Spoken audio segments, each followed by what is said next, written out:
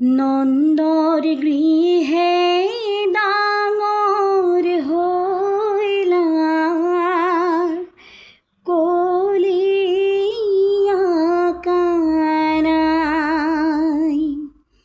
ধেনু চাৰু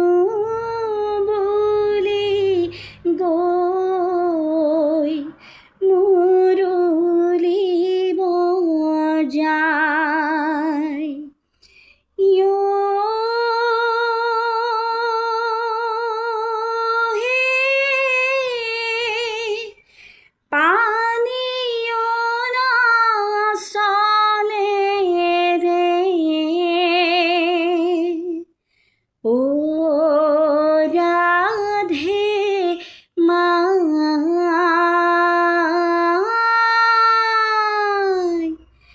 কাষত কলচীলৈ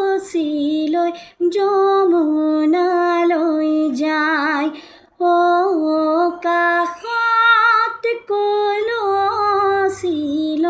যমুনালৈ যায়